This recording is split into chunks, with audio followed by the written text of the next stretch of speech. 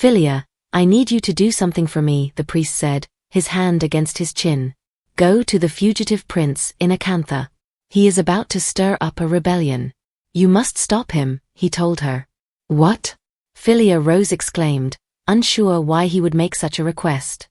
How had she ended up in this situation? In her dream, she saw a man covered in blood, staring deeply into the eyes of another man he had just killed, his sword dripping. She hid behind someone, terrified. What in the world are you asking me to do, father? She thought.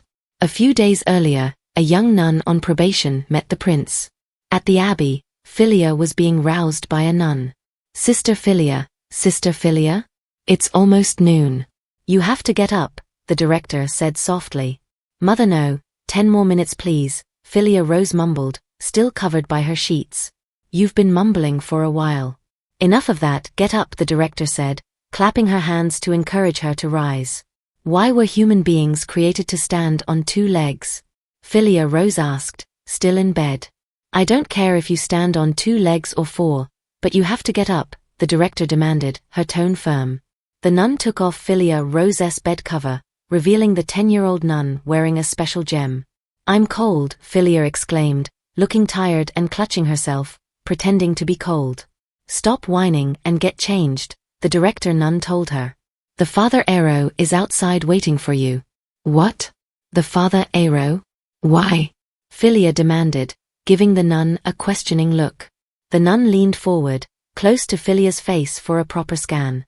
1, 2, 3, Philia counted inwardly, her eyes locking onto the nun's. As her powers took hold, she delved into the nun's mind, images flashing before her eyes. Philia saw Father Arrow. She could read the nun's thoughts. Her eyes perked up briefly before turning dull as the mind reading ended. Huh? She exclaimed, her expression unimpressed. Now, are you ready to stand on your 2 feet like a human being? The nun asked, turning away but giving her a stern side eye. Philia Rose was stunned. Wah, I don't wanna, she exclaimed. Philia Rose, a young nun, was yet to know what was in store for her own future. She had been awoken from her dreamlike sleep one late morning. There was an unspoken prophecy in the land. Why do you work that part, my love? Do not be seduced by the shiny crown, for the crown is full of thorns. Why do you choose that part, my love? Do not sit on the throne and exalt yourself. The throne is cold and lonesome. My love and my son, please do not forsake me. You cannot love me after you become king. My joy and my moon, please do not become king. Do not toss me away and leave me. Like so, the king passed away and I, the prophet, witnessed the later days when you who are like us will see this come to fruition again. In the Rose Abbey, Philia Rose finally got ready to meet the Father Arrow. Long time no see, Philia. You haven't changed a bit, he said with a friendly smile, the director standing behind Philia. You've gotten more wrinkles, Father Arrow, Philia said, turning away from him. Yes, your tongue is still as sharp as ever, he replied, holding his hot cup of tea. Why are you here? She asked as she got seated. Take a guess, Father Arrow said, turning his gaze to her. He leaned forward with a smile, puzzling the young nun. 1, 2, 3, her mind counted as her powers activated, her gaze piercing into the priest's mind. Philia read his thoughts, seeing names: Prince, Rose, Inquiry, Worry, Libanos, Elaine, Hungry, Zizan. Her eyes pierced deeply as she tried to make sense of these words. Did you come to kill me? Philia shouted, looking terrified as she clutched the sofa in fear. Father Arrow laughed lightly at her. Stop laughing and tell me I'm wrong, she demanded, still sounding terrified. Actually, I have a favor to ask of you, he said. I don't wanna, Philia Rose replied, sounding uninterested. Are you sure you can deal with the consequences? He asked. Father Arrow, that's not asking a favor. That's a threat, Philia Rose told him. Thank you for the lesson, he replied.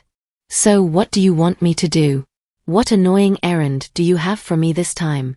She asked, looking tense. I need you to conduct a visitation for me at Sinapi. It seems that a wealthy man is having trouble with his unruly daughter, he told her, sipping his tea. What? Philia Rose exclaimed. Father Arrow, why do you always keep sending me on these things? And visitation? I'm not even an official nun. She demanded. You've been living in this abbey for 8 years, so it's about time you do your part. They've been eagerly waiting for you a Sinapi since hearing about you at Libanos, Father Ero told her, sounding relaxed. Oh my God, Philia Rose exclaimed. I never would have gone there if I knew this would happen, she thought, feeling tense. 3 months ago, Philia Rose went to Libanos because of another of Father Ero's threats, where she met the despotus of Libanos, a strong leader, but also a regular mom who was worried about his son. Young nun of Rose. Please do something about my dog of a son, she told her, her gaze sharp. That 12-year-old son was a little devil who got away with everything because of his mother. That spoiled little brat was a pain in the neck? She thought, holding her head in horror. After that day, the despotus of Libanos has been singing praises about you and even calls you the Angel of Rose, Father Ero told her, laughing. Philia Rose shouted in horror. Angel of Rose, the director said calmly. Don't repeat that. It's making me cringe, Philia shouted, sounding terrified. It seems the rumors have spread all the way to Sinapi. A wealthy man in Sinapi sent a request for the Angel of Rose to take a look at his daughter, the Father Ero said absent-mindedly. Please stop, Philia Rose pleaded. Father Ero. I'm not some kind of babysitter. Tell him to hire a governess or something, she told him. It's not something a governess can do. So I'm sending you, he said calmly. Father, you said that was the one time I'd have to do that. Besides, is it okay for me to be going around outside like this? Do you even care if rumors about me spread, she asked him. Philia, the Father Ero said calmly. Yes? She replied, looking tense. You'll be going anyway, so save your strength, he told her, looking excited. My God. Please cast lightning on this old man, she thought inwardly, looking terrified. And like that, the young nun found herself going on a visitation one late morning. Philia Rose stood with a sour look as she watched the carriage meant to convey her for her duties. Now up you go, Father Ero told her with a smile. She didn't utter a word. Father? She called him with a sharp look. Yes? He responded. What in the world are you up to? Philia Rose asked him. Up to? He asked, sounding surprised. Why are you suddenly sending me out? Like this visitation and the last one, too, Philia Rose inquired, still unimpressed by his assignments. What do you mean suddenly? Isn't it about time you give back to the world? He asked her. I really don't want to go anywhere, she told him. There aren't many who get to choose whether or not to go out into this world. We just find ourselves in it one day, and we all must find our own way, he told her, trying to inspire her. Sure. Keep telling yourself that, Philia Rose said nonchalantly as she got into her carriage. Have a safe trip, my child. And don't forget what I've taught you along the way, Father Ero said, his eyes full of hope. Father, you can't keep coming to me with these errands. All I can do is look them in the eyes, she told him. If you did that in Libanos, then do that again in Sinapi, he informed her. Gosh, you talk as if it isn't your problem, she said, with an annoyed look. Philia Rose sat down in her carriage, looking calm. Then, Father Ero? Can I take my necklace off there? She asked, clenching onto her gem.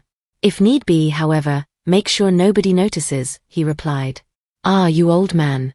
If you don't want anybody to notice me, then don't send me on any visitations, Philia Rose thought inwardly, looking scared as she reminisced over the Father Ero's words. The carriage soon arrived at Sinapi. She gazed out the window, seeing people. There are too many people. I'm not used to big cities like this, she said inwardly. Calm down, let's get this over with. Just do what you can and go, she said to herself. The words of Father Ero went through her thoughts. Father Ero may have said that, but I'm someone who shouldn't go out into the world. Just you wait, Father Ero. I'll make you regret sending me out, Philia Rose thought with determination. They soon arrived at their destination in Sinapi. Philia Rose was excited to see the waiting party for her. Hello everyone. I'm Lily, nice to meet you, she said, smiling as she exited the carriage. The waiting party was shocked. They watched the little girl in amazement. Philia Rose watched them excitedly. She's a kid, the lord of the house thought, looking disappointed as his maids watched in awe. Hee hee, nice. Look at their disappointed faces. There is only one prayer I'll say while I'm here, she thought, her face turning confused. Is she really the angel of Rose? The man asked his maid, almost whispering. Dear God, please help me disappoint a lot more people, she prayed inwardly. Are you really the nun recommended by the despotis of Libanos? He demanded, looking at her with a serious expression. Yes, sir. Lily has been to Libanos, Philia Rose said cheerfully, trying to calm the atmosphere. I apologize, but how old are you? He inquired, his hand against his chin. How old? Lily is 10, she told him, smiling. They all stared at her in disappointment. Did I go overboard? She wondered, looking tensed despite her smile. There was nothing she could do about it. I have to make sure rumors about me stop spreading. I don't want to be cold here and they're like this anymore, she thought. Bring her inside, the man said. The Lord's name was Zizan. He was a wealthy man. His daughter's name was Claro. I think he said his daughter was 17, Philia Rose said inwardly. According to Father Aero, the once gentle daughter had suddenly been causing issues. Welcome, Sister Lily. I am Zizan, the master of this house, he said, introducing himself and welcoming her, though still not looking happy. I called you because of my daughter. If you can fix her by the end of this week, I will donate as much money as you wish to the abbey. I can even build you another building, Zizan told her. I can't believe I have to ask this little girl for help, he thought. I have to fix her by the end of this week? Why? Philia Rose asked him. A marriage offer came in. If I am to marry her off on time, we have to set her straight as quickly as possible, he told her. On time? Just because of an arranged marriage, she thought. At that moment, Philia Rose suddenly feigned interest. Oh, I see, she said with a smile, pretending not to know the seriousness of the situation. I can't show interest. Just do your thing and go home, she thought as she was led into the building by two maids. But I wonder how bad she is for him to say he'd build us another building. He looks more like a cheapskate. Who cares? Let's not do what I did in Libanos. Just forget about it, she thought as she followed them gently. Sister Philia, our job as nun is to help where help is needed. So stop crying and go, the director had told her earlier that morning, prompting a nod from the Father Aero. What she said wasn't wrong.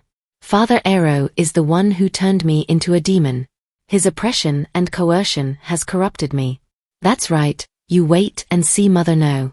Witness the remorseless brutality of your disciple, Philia Rose thought, wearing a strange expression. The maid watched her in shock, unable to decipher her facial expression. Over here, Sister Philia.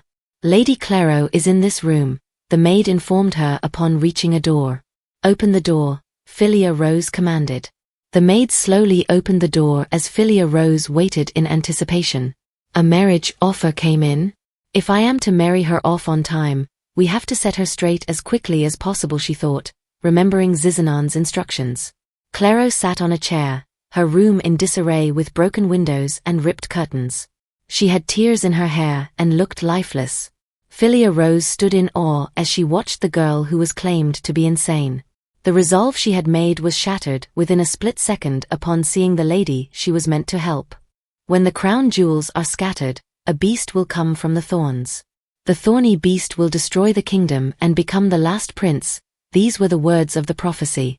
Long ago, when the promising young prince of the great kingdom of Alayan committed a mortal sin, all the subjects of the kingdom remembered this prophecy.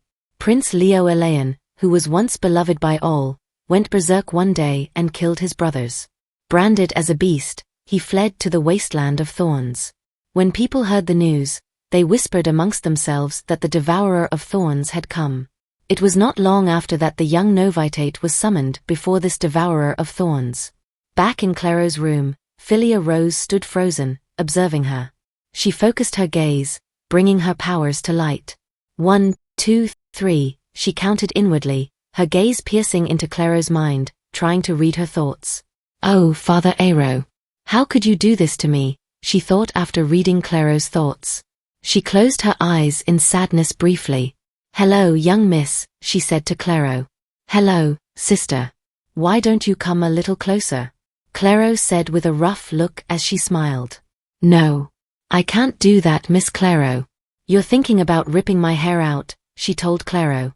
In an instant, Claro threw a vase at her. It missed Philia Rose, hitting the wall. Philia Rose watched the slimy fluid stain the wall, her facial expression looking shocked. Did the maids tell you that? Did they say you shouldn't go near the crazy woman? Claro demanded, sitting forward from her resting position. No, they never said anything like that, Philia Rose told Claro. Lia. Claro stood up, trying to dash at the standing nun, but Philia Rose watched her, looking unshaken. Claro fell hard to the floor, screaming with a dangerous expression. She threw a lamp at Philia Rose, but it missed her. Miss Claro. A maid screamed, peeking into the room. They rushed at Claro, holding her down in an attempt to calm her as she screamed in anger. What am I supposed to do about this, Lord? Philia Rose thought, watching her. Are you all right, Sister Philia? A maid inquired, rushing to her with a handkerchief to clean the slime stain from her face. Later in the evening at the Zizan castle, Philia Rose remained in her room, her hands against her chin as she rested by the window, watching the moon. After that commotion, Miss Claro fainted and I couldn't talk to her. Thanks to that, she exclaimed with a sigh, her mind racing back to what had occurred earlier. See? I told you, you can't trust nuns and priests, a maid whispered to another as Philia Rose walked past them. What kind of angel is that? Why did they send a kid? Asked the second maid. If she doesn't know what to do, she should just stay home. Anyway, they have no shame, said the first maid. The atmosphere that Philia Rose felt on her way to her room wasn't welcoming. Well, it is the reaction I wanted. If I keep going on like this, they will think I'm a sham and send me home. But this sucks, Philia Rose thought as she sat in her room. She remembered Claro's face. I shouldn't have looked her in the eyes, she thought inwardly, resting her head against the window. Earlier that afternoon, she had pretended to cry. It isn't your fault, sister. Seriously, Miss Claro really is insane, the maid told her, trying to calm her. There's not a single person who's worried about her, she thought. She lay there looking sad, her head resting against the window, not uttering a word. Philia Rose jumped down from her chair, fixing her gaze at the window and letting out a sigh. I really hate getting involved like this again, she thought, clutching her necklace. The image of Claro being held down by the maids as she sobbed that afternoon played in her head. Please forgive me, because I'm using this ability to do good, Philia Rose said inwardly as she removed her necklace. Somewhere in the Zizan castle, Zizan let out his fury on his staff. That damn church. How is that little kid the angel of Rose? He shouted, hitting his hand hard against the table. Kick her out first thing tomorrow. I never liked her from the moment she opened her mouth, Zizan said, pointing at a staff member who looked tense, his facial expression angry. In Philia Rose's room, she underwent some changes. Starve Claro until she's got no more strength to fight anymore and then tie her so she can't use her hands and feet, Zizan ordered from his room. Meanwhile, in the nun's room, Philia Rose's body underwent a transformation. She turned into a beautiful lady. This marriage must go through no matter what, she said, holding her magical necklace in her hand, her gaze fixed on the window. Zizan was in a rage in his room. No matter what, Philia Rose thought, her eyes closed. She opened them calmly and stretched herself happily. It feels a bit weird being back in this state after a long time, but now's not the time to worry about that, she said inwardly. She stepped up onto the window, climbing out as she opened the windows widely. Philia Rose gazed at a big tree, seeking its wisdom. Help me, trees with memories of this house. Tell me what you know. Do you know anything about Claro? She shouted loudly. A gentle breeze swept through the tree, and the leaves began to whistle. Claro, the little creature, who was always with its mother, the trees replied to her, as her powers allowed her to understand their language. That's right, that Claro. Where is her mother right now? Philia Rose asked. She became nothing but seeds buried deep in the ground like us, the trees told her. So she died and was buried, the nun thought. Then when did Claro start screaming and shouting? Since her mother became seeds? She asked. There was rain when the seeds were buried. Thunder began this season. The seasons have already changed her mood twice, the trees informed her. So Claro's mom died 6 months ago, and she started screaming and shouting recently? Philia Rose said inwardly, piecing together the timeline. Philia Rose questioned the trees further, seeking to understand Claro's mother better. What kind of person was Claro's mom? She asked. A flower, a plucked flower. A woman that was plucked from her roots and left in a vase, the trees responded. Claro's mother was the young and lonely second wife of Zizan. As the eldest daughter of a fallen aristocratic family, she agreed to marry the rich old man at the age of 19 for the sake of her younger siblings. Zizan never treated her like a real wife. The servants scorned her as the madam of the house, the trees continued. After enduring all the harassment she faced, the young wife became pregnant one day. She believed that all that scorn and contempt would end once the baby was born. But one day, she was approached by a maid. "Madam, I'll pray it's a girl. If it's a boy, I don't think the other young masters will leave him alone," she said, wearing a smirk, the trees narrated. Claro's mother was stunned. Zizan had long stopped visiting the second wife after hearing news about her pregnancy, and in the end, the young madam gave birth in a state of fear all alone in isolation. Philia Rose listened to the tale with a heavy heart, beginning to understand the roots of Claro's troubles. Philia Rose was deeply moved as she listened to the trees narrate Claro's mother's story. The cry of the baby was golden to her. A daughter, she thought, observing the baby crying, the trees recounted. Tears rolled down her eyes as she watched the baby while laying down. Philia Rose couldn't help but cry herself, her emotions overwhelmed by the sorrowful tale. She sniffed and covered her mouth, trying to stifle her sobs. Claro's mother loved her like a flower which blooms in the spring rain. They were always together until the day they were forcefully separated, the trees continued to tell her. Philia Rose cried silently, her heart breaking for Claro and her mother. "Claro, my precious Claro. My beautiful child. My hidden gem," the trees recalled Claro's mother's kind words, echoing the deep bond they once shared. The nun felt a newfound determination to understand and help Claro, driven by the tragic tale she had uncovered. Philia Rose, back in her 10-year-old form after putting on her necklace, reflected on the emotional toll of her abilities. She lay on the floor, exhausted and wiping away tears, acknowledging the painful nature of her power. This is such a painful ability. Looking people in the eyes to read their minds, looking into their pasts and even feeling what they feel. It is something the church might really want to keep hidden, she thought to herself. Plundering. It's what I call this power since it steals a person's experience, history, and even their thoughts, Philia Rose continued in her thoughts. This daunting ability gets more powerful as she gets older. Philia Rose controlled it by sealing her time with the necklace. The reason why she, an 18-year-old, was living in the body of a 10-year-old was so she could protect herself. Maybe being able to access a tree's memories is cheating, she thought as she got up from the floor. What's over there? What happened in that building? She asked the trees, pointing towards a nearby building. They took the mother from the little creature. The mother poured out red honey and became nothing but seeds, the trees told her. A little creature attached to her mother. A lonely lady of the house. A vase, red honey seeds. So that's how it was, huh? Philia Rose thought as she left her room.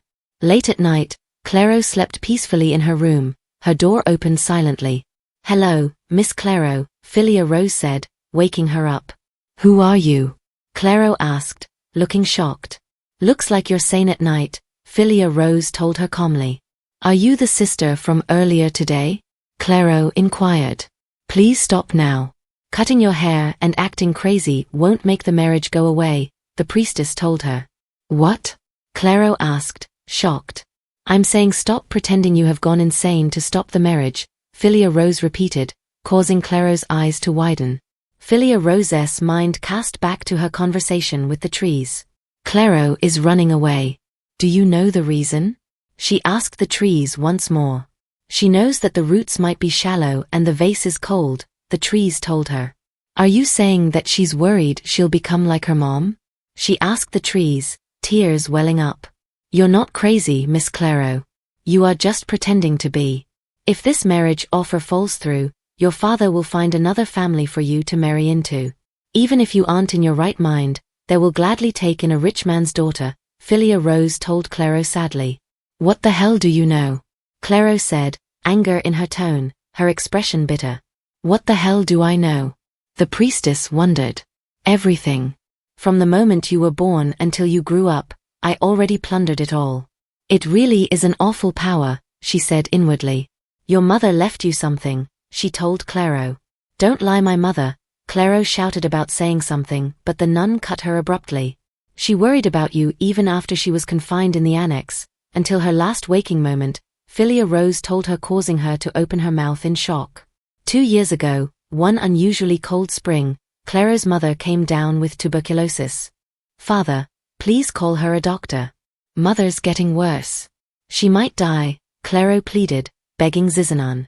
She doesn't need a doctor. The maids will take good care of her. I'll take care of it. Stop worrying and return to your studies, he said with a firm look. Brother, please help her. Please try to convince father, she pleaded amidst tears, begging her brother for help. Father has already abandoned your mother. If rumors spread that your birth mother is weak, your worth goes down and nobody will offer to marry you, he told her, sounding uninterested. Soon, Claro's mother was moved to the annex in isolation. What are you doing right now? Where are you taking my mother? She shouted, pleading as she was held back by her stepbrother. This is the master's order. He told us to move her to the annex because she might have tuberculosis, the servants said as they carried her away. No, don't take her away from me. Please. Claro pleaded, but to no avail. 3 months after her mother's funeral, her father called her into his study with a smile on his face. We got a marriage offer from a great family. Your luck is finally changing, Zizan told her with a cheerful face. Father, wait. Who are you suddenly asking me to marry? Claro asked in awe, still mourning her mother. Don't talk back to me. It's a daughter's duty to obey her father, he said with a stern look. Wasn't it a husband's duty to call a doctor for his sick wife? I wanted to ask him that, but I couldn't, Claro said inwardly as she sat in front of her mirror, reflecting on the events leading to her mother's death. There was nobody in this house who would listen to me, she said inwardly, watching her reflection with a sad look. Who are you? Where are you? Am I alive? Claro asked herself. She took out a pair of scissors and began cutting her hair. Did the maids tell you? So are you here to cajole me? Claro said, visibly trembling, her head bowed as she asked Philia Rose. My precious Claro, my pretty little baby, my hidden gem, Philia Rose responded calmly, capturing Claro's attention with those words. Claro's thoughts raced as she processed this revelation. Those are the words mother used to whisper to me, she thought, shocked. How did you know? She asked, trying to maintain composure. At first, I tried not to care, but you couldn't help but care because of your mother. She wants you to be happy, Philia Rose explained gently.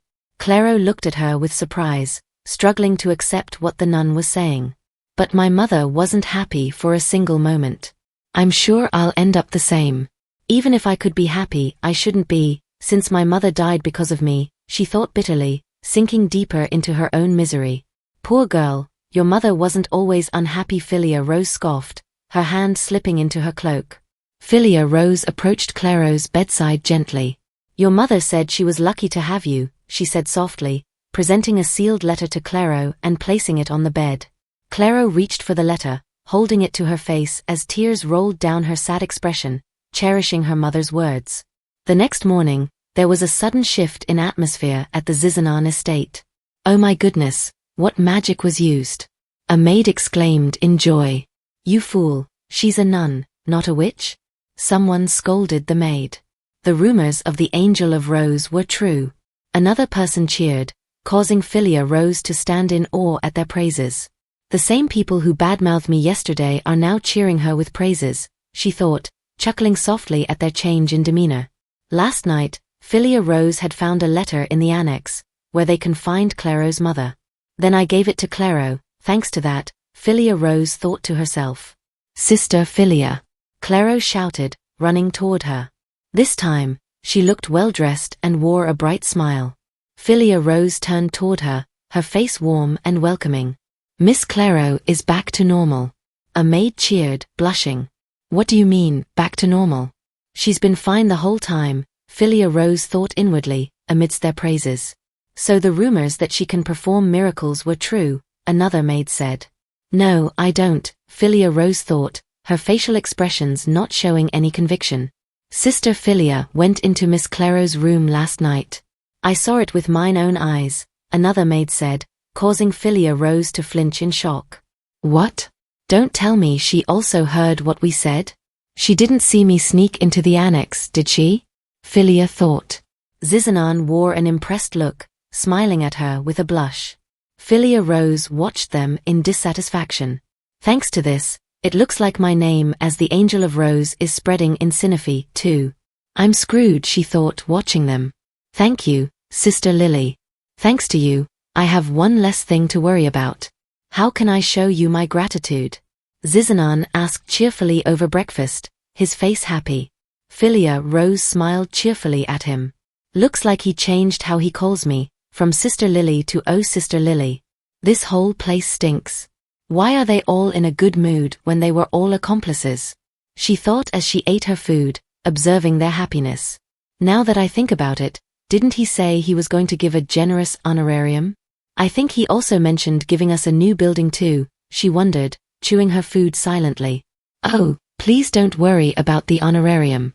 Your heartfelt gratitude is enough. Philia Rose told Zizan. What? He exclaimed in shock.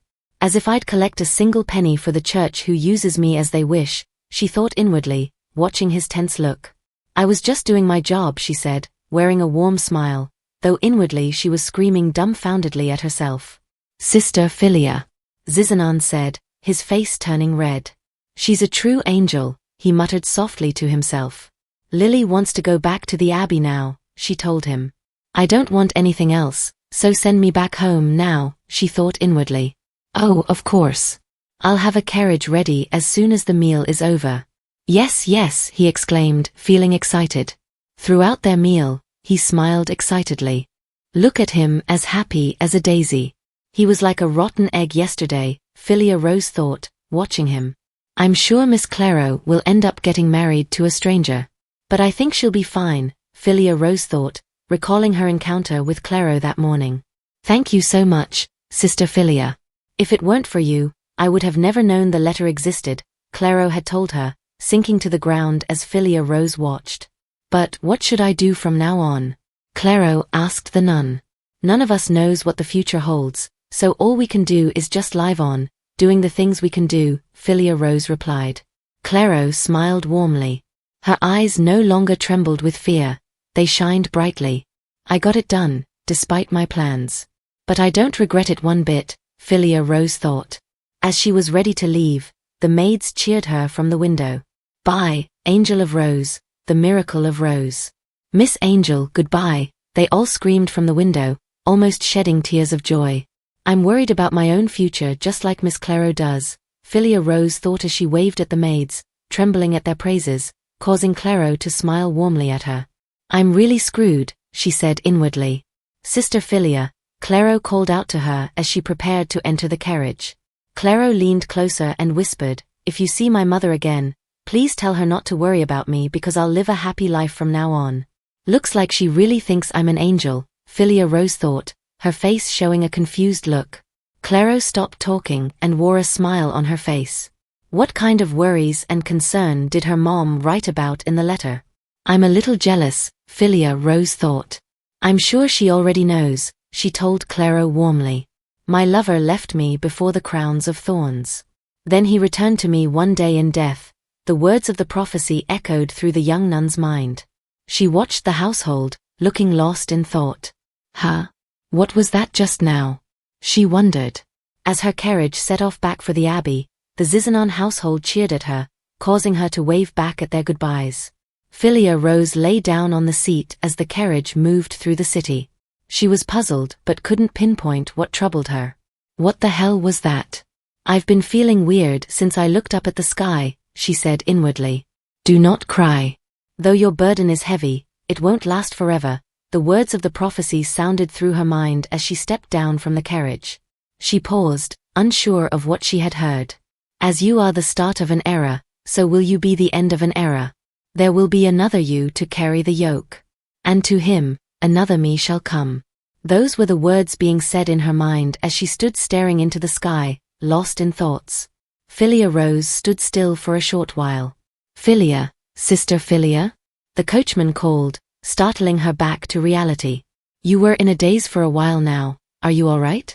He questioned. What? She responded sharply. He observed her closely, noting the rumbling of her tummy, a clear indication that she was hungry. I'm hungry, she told him suddenly. Since it seems you're fine, I'll take my leave. Please go home and eat, he told her warmly. What the heck? Was I just hungry the whole time?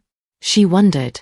This stupid body, she thought as she waved goodbye to her coachman. Soon, he was gone from her sight. She walked gently back to the abbey. In a faraway castle at Akantha, a man ordered, call a priest to Akantha. The messenger was perplexed. Your Highness, he said with a bow. And so, the beginning of the prophecy came ever closer. Back at the abbey, Philia Rose narrated the events of her visitation to the director. It was all an act. She was just acting out because of a marriage offer she didn't want. Her own mother had a hard time after she got married. So I found her mother's letter that the servants threw away and gave it to her. She got her act together after receiving that letter, but I don't know if I did the right thing, she said warmly, her demeanor looking a bit sad. Though Miss Claro found peace again. Talks of the marriage will likely continue. Will she really not follow in the footsteps of her mother and live happily? I don't regret it, but if my intervention doomed her to a life of hell. She thought, clenching her cloak. She was silent, deep in thought. The director nun observed her sudden change in demeanor. Sister Philia, our job is to comfort people. Everything else is up to them. It's their own responsibility. We can only do the best we can with that we've got. You did great, the director said leaning towards the young nun as she held her shoulders, staring at her with innocent eyes. Philia Rose's cheeks turned red slowly. Okay, then that concludes my visitation report, she said, smiling happily. Good work, Sister Philia, the director told her. But mother no, there's another problem, director, Philia Rose said. What is it? The director asked inquisitively. I think I'm hallucinating, Philia said, wiping her eye with her hand. Hallucinating? The director asked, sounding worried.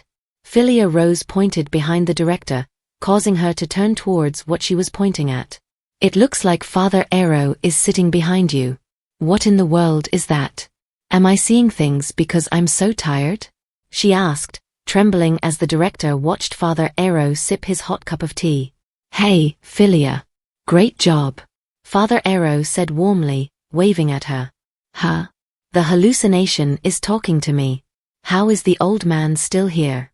I was wondering why I was feeling weird earlier. It was all because of this old man? She exclaimed, looking terrified. I was waiting for your report. It was quite moving, he told her, causing her to flinch.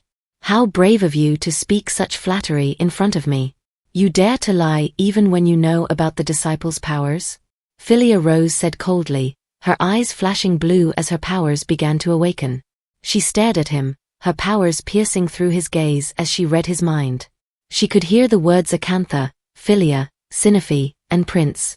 Father, I went to Sinapi, just as you asked, Philia Rose told him calmly. That's right, you did, Father Arrow replied. But why? Are you still trying to kill me? She asked, her gaze piercing through him.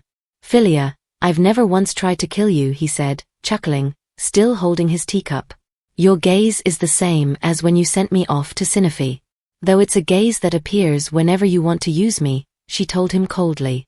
To be honest. I have another favor to ask of you, he said calmly, his tone serious. No, this is the real favor, isn't it?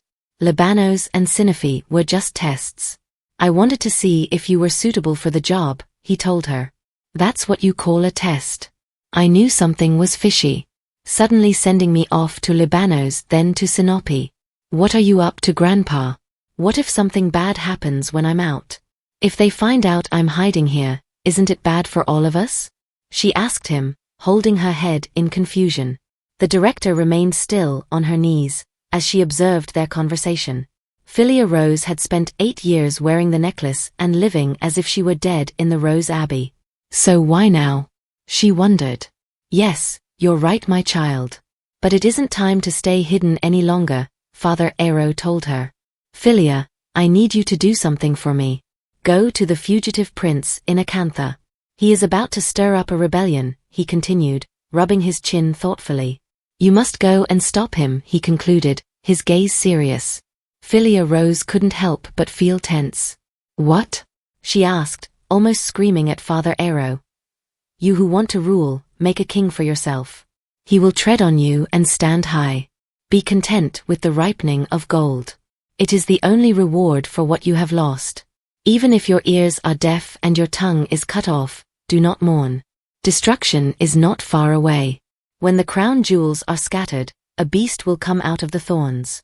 The thorn-eaten beast will destroy the kingdom. It will be the last prince.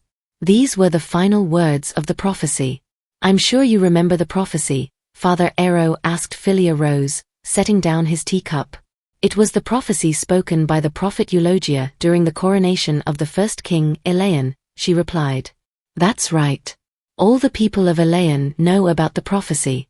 Then have you heard about the prince who fled to Akantha? Father Arrow inquired calmly.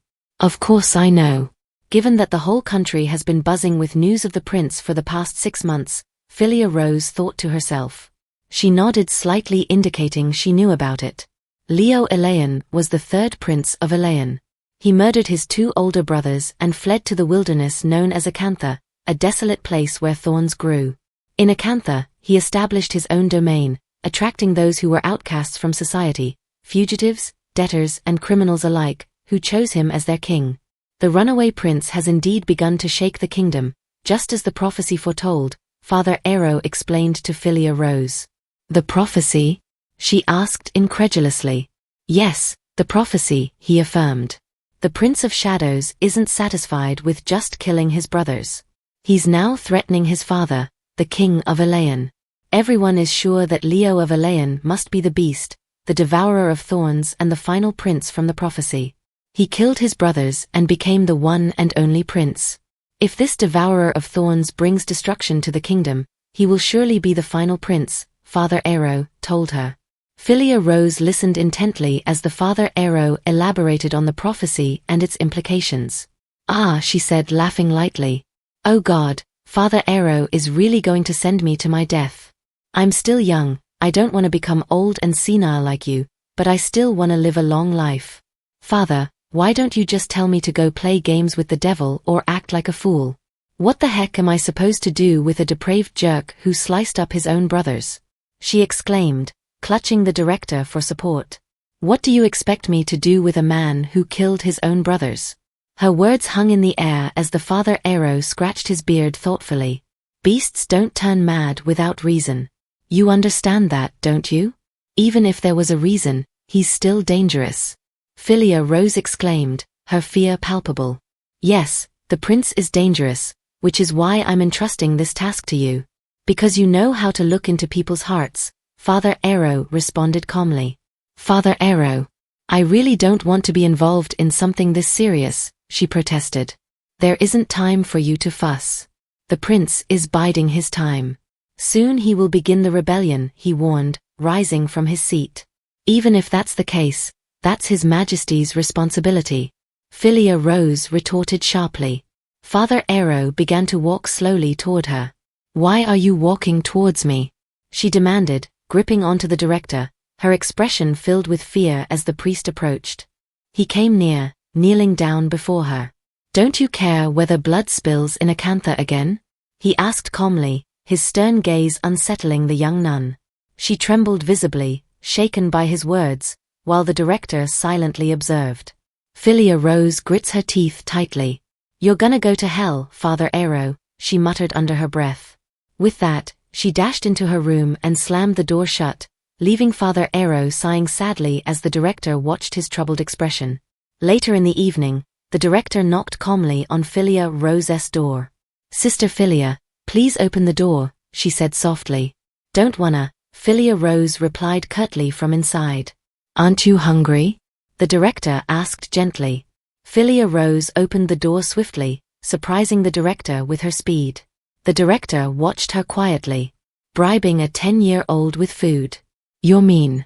Come to think of it, I was hungry, Philia Rose said, drooling at the sight of the food. Wipe away your droll first, the director said to her, with a straight look. Inside her room, Philia Rose ate her food in a haste. Father Aero is a snake. Sneaky little snake. Pisses me off, Philia Rose remarked between bites. Sending me to Revenos and Sinapi was all part of his plan. He was testing me to see if he could send me to the prince. That was his plan all along, she continued, voicing her suspicions to the director. I can't say that you're wrong, the director tells her in agreement. I knew it, you were in on it too, weren't you? Philia Rose asked her. No, I only learned about it yesterday. He kept me in the dark because he knew you'd find out, the director explained. He's a real snake. I can't believe he'd deceive me like this, Philia Rose thought to herself, forcing another bite of her sandwich into her mouth. I should have caused a scene at Sinapi, Philia Rose muttered under her breath. Please keep thoughts like that to yourself and don't say them out loud, the director advised.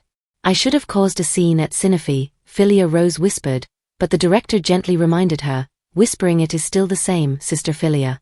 She watched Philia Rose continue to eat sandwiches, then Philia Rose spoke calmly. It has already been 8 years since Akantha fell, before falling silent. Sister Philia, the director called softly. Yes, Philia Rose replied between chews. It is a nun's job to lend a hand wherever it's needed, the director reminded her gently. But this is too much. I don't think I can handle it, Philia Rose admitted, her expression tense. Do what you can. Don't worry about the things that are out of your control, the director reassured her calmly, though her demeanor turned sad. I don't want to shoulder the responsibility, Philia Rose confessed suddenly, her voice tinged with fear. I don't want to bear such a heavy responsibility. It's too serious. If I get involved, a lot of things will change. I don't want to be responsible for everything. I don't want that to happen again, Philia Rose said calmly. It's not just the weight of the task itself, but the fear of the consequences my abilities might bring, she explained, her voice tinged with pain at the thought of the responsibility. Sister Philia, we are not gods. Don't try to shoulder all the burden alone, the director gently advised, their eyes meeting. Murderous. Philia Rose began, struggling to find her words. Even with your extraordinary abilities, you're still like everyone else. Don't belittle their importance. Our role is to comfort and assist, the director continued softly. And I think you should go to Akantha. These words touched Philia deeply, and tears welled in her eyes as she listened. It's time to set time in motion again. Go and do what you can, the director said warmly, cupping Philia's face affectionately. The name Akantha is too much of a burden for me to bear, mother. No, Philia said inwardly despite her sadness. Hey Philia, do you feel better? Father Aero asked with a smile, waving at her despite her angry expression. This darn old man, she muttered under her breath, still clinging to the director. Philia, don't say things like that out loud, he rebuked her kindly. I'll go, she suddenly declared. Father Aero looked surprised. Huh? He asked, leaning forward slightly, his expression serious. I said I'll go to Akantha, and that lunatic prince or whatever, she said, maintaining her angry look, as if she could change her mind at any moment. Father Aero glanced up at the director, his expression a mix of surprise and concern. How did you persuade her? He wondered silently, looking at the director with a newfound respect. She gave him a thumbs up, silently acknowledging her role in persuading Philia. This is the ability of the person who raised her, Philia thought to herself, feeling a mix of excitement and determination. Philia Rose's perplexity grew as she confronted Father Aero about her journey to Akantha. So what should I do now? Who am I going with? Am I going with you, Father Aero? She asked, her arms crossed and gaze averted. No, I can't go to Akantha, he replied calmly. Why not? Philia asked, surprised, glancing at him from the corner of her eye. There are too many eyes there. But don't worry, I've already found someone to go with you, he said, sounding pleased with himself, which only irritated her further. Oh wow, you already made all plans. How crafty of you. Well, if I have to go, the sooner the better. So, who's my traveling companion? She inquired with skepticism. Dayati, he answered simply, walking past her. Who? Philia exclaimed in shock as he continued. Dayati of Rivanos will be going with you, he clarified. She pictured Dayati in her mind, stunned by the choice. What? Philia Rose yelled out incredulously. Outside, the weather was beautiful, and the sound of the nearby stream added a serene backdrop. Philia Rose sat quietly pondering, her hands propped against her chin. A carriage approached, its occupant surprised to see her. Whoa, whoa! Someone exclaimed, causing the carriage to halt. Dayati stepped out and greeted her cheerfully. Hello, Angel Lily, long time no see, Dayati says, waving at her. Geez. I told you not to call me that, Brother Didi, Philia Rose tells him, almost screaming. Once her decision to go to Akantha was finalized, preparations moved swiftly. And just before departure, Father Aero called in the escort who'd be her partner and protector to the Rose Forest. As if he had been waiting for Philia Rose to say yes. Ha ha. Have you been well, Sister Lily? Dayati said, rubbing his head with a smile. Ah, stop it. Let's hurry up and go since Father Aero is waiting. She urged him. Dayati was the traveling companion chosen by the Father Aero after careful consideration. 3 months ago, Philia Rose had become indebted to him at Libanos, amidst his constant smiles. Sister Lily, he called her. What? She asked, almost angrily. Wanna play upsy-daisy again? Dayati asked, smiling at her. No, I'll kill you if you touch me, she warned, clenching her fist in annoyance. Because of things like this. For an overly sarcastic person, he's really comfortable being around a 10-year-old, she thought, as he laughed and playfully tugged her hair. Ah, stop touching my hair, she protested. She was certain that Dayati had no clue that she was actually 18 years old. Despite his constant smiles, he was truly unsettling to be around, she thought, gritting her teeth in annoyance as he smiled at her. Hello, Father Aero. It's nice to meet you, Mother No, Dayati said, bowing respectfully when they arrived at the abbey. I am Dayati of Libanos, he says courteously. It has been a while, young man. How have you been? Father Aero asked with a smile. The director looked at him with a faint gaze. A knight of Libanos. I thought he'd be bigger with more muscles. But he looks good and has good manners, and that doesn't mean he looks weak either. Not bad, she thought, observing him. Of course, that's why I chose him, Father Aero thought inwardly, feeling pleased that the director seemed satisfied with his choice, judging by Mother No's calm demeanor. Philia Rose avoided direct eye contact, her face turning red with embarrassment. Now I see why she was against him, Mother Noel No, said inwardly, observing her silence. Thank you for coming all this way. So, did the despotess tell you about everything? Father Aero asked Dayati as they entered the abbey. Yes, she commanded me to escort Sister Philia to Akantha, Dayati replied. So you heard all the important points, Father Aero remarked. I haven't heard the details though. Unless you need a knight without a tongue. I'd like to know why I am taking her to Akantha, Dayati asked curiously. Of course, it's better for a knight to stay silent.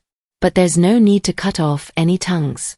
I'm sure you yourself know what's in Akantha, Father Aero replied. Are you speaking of the runaway prince? Dayati queried. That's right. And I'm sure you know what kind of child Philia is, Father Aero said calmly. Dayati shifted his gaze from Father Aero to Philia Rose, who wore a tense expression as she watched them from the side. The Angel of Rose, he said to Father Aero. Stop that, please. Philia shouted, looking visibly irritated. It can't be, he exclaimed in disbelief. Yes, I'm afraid it can. I'm sending Philia with hopes of stopping the prince's rebellion, Father Aero informed Dayati. Is that even possible? I heard the prince suddenly became a madman, Dayati exclaimed, sounding shocked. If he's crazy, then there should be a reason. Please protect Philia so she can find out what that reason is, Father Aero urged, touching Dayati's arm. Dayati looked at him with surprise. I see, now I see why the despotess promised a promotion after this job. I should have noticed sooner that this wasn't your average escort job, Dayati said, looking pleased with himself. The despotess said this is your promotion test? Father Aero asked, looking perplexed. Escorting me is a promotional test? Philia Rose shouted in shock. Yes, that's right, Dioti confirmed, smiling. Libanos, called the City of Heroes, was situated on the north border of the great kingdom of Elaean. It had frequent wars with its enemy, the kingdom of Anadros, thus many battles were fought there. Warriors from Libanos proved their strength by fighting wild beasts, taming wild horses, and traversing wastelands. Only the most courageous are given rank in this city, and that was through the officer promotion test. Philia Rose was perplexed by the realization that the journey to Akantha was also a test where many had perished attempting to prove their worth. Well, you're going there to stop His Highness the Prince, aren't you? Dioti asked calmly. Yes, she replied. I hear he's killed hundreds of people over the last 6 months, he informed her, causing her shock. What? I had no idea. Philia Rose exclaimed loudly, her expression turning to terror. Haha, it's pretty famous though, Dioti said with a smile, while Father Aero and Mother No pretended not to understand. I didn't know. I've never heard that before, Philia Rose said, looking scared. Oh, that's bad. If you're not careful, you might die, he continued, still smiling. Death? She thought, looking frozen with fear. What? Philia Rose screamed, her voice echoing through the abbey. The next morning, at the Abbey of Rose, the young upcoming nun was being carried to the carriage against her wishes. Surely, I should think about this. Philia Rose knew it wasn't right. How can you send Lily to such a place? Poor Lily, she said angrily as Dioti carried her with both arms. Her mind flashed back to moments before the journey was to commence, when she had tried to escape through the window. She had been apprehended within seconds by Dioti. You never said anything about this. You should have told me how dangerous that place was ahead of time. You tricked me, Philia Rose said, crying. Philia, how many times did I tell you not to worry? Do you really think I'd send you into the jaws of death? Father Aero told her calmly, his demeanor cheerful. Shut up.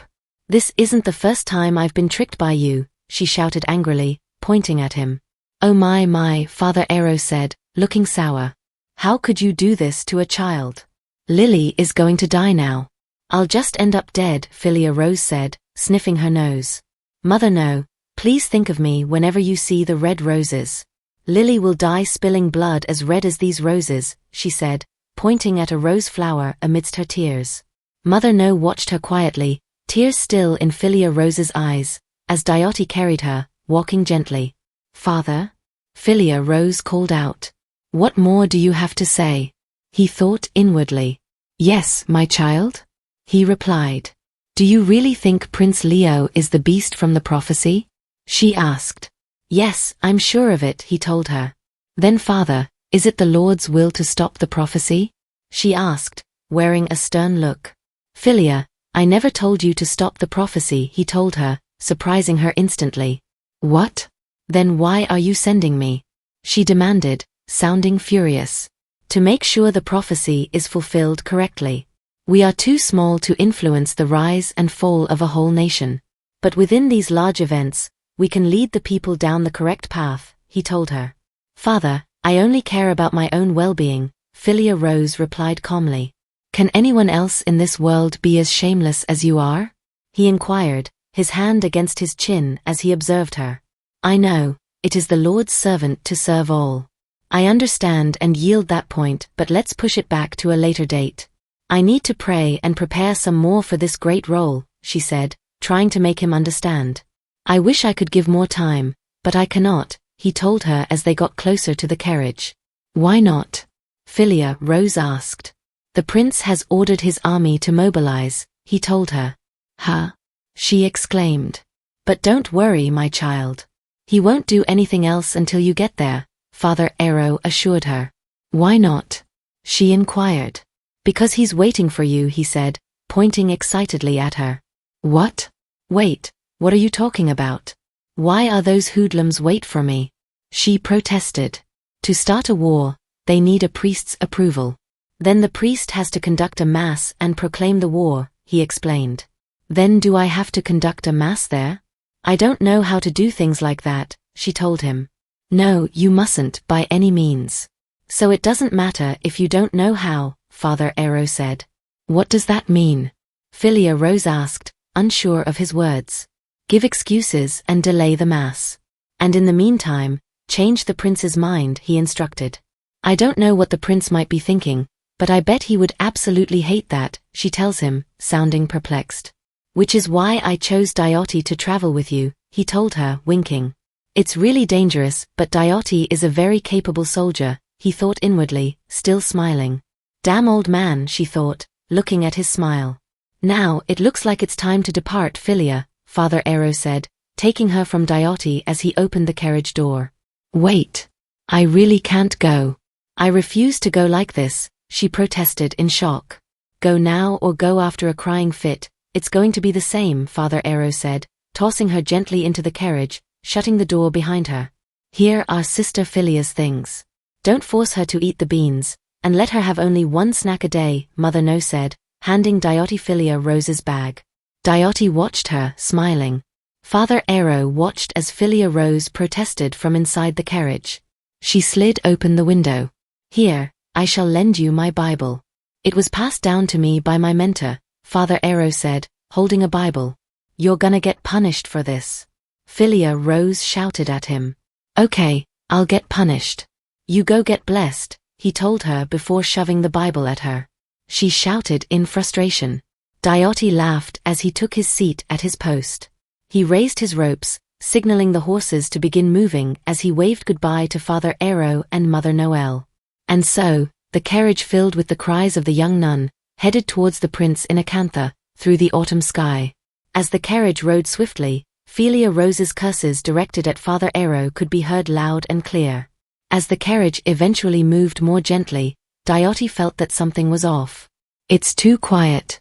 Is she crying? He thought inwardly. Sister, are you all right? He asked but received no response. Sister? He called once more. Don't talk to me, she replied harshly. He observed her through the window. Philia Rose was clutching herself, looking sad. Diote felt a bit tense but managed to wear a smile. They soon came to a halt to rest a bit. Sister, would you like a snack? He asked, offering her a piece of pie. Philia Rose, without uttering a word, looked at him with a cold expression and held up 2 fingers, signaling she needed 2 slices. Oh, you want 2 pieces? All right, Diote said, laughing. She ate quietly as he watched her. Brother Didi, she called softly. Yes, Sister Lily? He replied. How much longer do we have until we get to Akantha? She inquired. About 2 days, he told her. Is the trail going to be safe? She asked. I heard that it's pretty chaotic, Diote replied. Why? Philia Rose asked. 'Cause a lot of people are heading to Akantha, he explained. Do they all have a grudge against the kingdom? She inquired, her face growing sad. Yes, that's right, Diote confirmed. Why would they go to the prince if they have a grudge? Is the fugitive prince gonna do anything for them? She asked. I'm sure they're clinging to the hope that the prince might be different, Diote told her. Different? Yeah, right. He kills people just the same, she said inwardly, taking a bite of her pie. She remembered Father Arrow's words, asking her if it would not matter to her if blood spilled in Akantha. I do. And I want to stop it, but it's already spilling, she thought inwardly, chewing her food. As soon as Father Arrow mentioned the name Akantha, she knew she had no right to refuse. She wanted to stop the violence in the place where she was indebted, which was why she had come out. Diote placed his hand gently on her head. What are you doing right now? She asked, giving him a cold look. I'm comforting you, he said with a smile. Can you move your hand? I don't need it, she told him. You seem worried. Why don't you make a decision and focus on it? Diote suggested. What are you talking about? She inquired. If you have too many things on your mind, choose one thing you can do right now and just focus on that, he told her softly. I'm already doing something I can do right now, Philia Rose replied. Well, from what I see, you still have things to do before worrying. Like finishing the rest of your pie, he exclaimed cheerfully, pointing at her pie. We still have a long way to go. Eat as much as you want so you can survive, and don't worry too much. I'll make sure to protect you until your mission is done, Dayoti assured her. You kept stressing the word safe earlier. What exactly does it mean to be safe? She inquired as he put on his gloves. I never thought about that, Dayoti said, pondering her question. Excuse me, Philia Rose demanded. In Libanos, we say everything is safe as long as one's bones aren't broken, so should we consider that to be safe too? He said, smiling. Excuse me? She demanded, her tone growing harsh. I'm joking. I'll keep you safe from your head to your toes, he told her. You said it. You have to keep your word. Geez, stop laughing, she demanded. And so, the knight from the city of warriors vowed to keep the young nun safe. A day and a half after leaving Rose, they entered Akantha territory. They were soon in hot pursuit by bandits. Dayoti rode the horse fast, his expression serious. Arrows flew from behind them, piercing the back of the carriage. Oh Lord! Save me, Philia Rose screamed in shock as she tried dodging the arrows from her seat. Sister Lily, stay away from the wall. Come and sit on this side, Dayoti told her calmly. You said you would keep me safe, she cried out, holding the window in fear. Of course I will. Don't worry. What are you worried about with me here? Dayoti replied, wearing a beaming smile. I'm most worried about you. Stop laughing and keep your eyes on the road. She screamed, while he laughed at her, amidst the pursuit.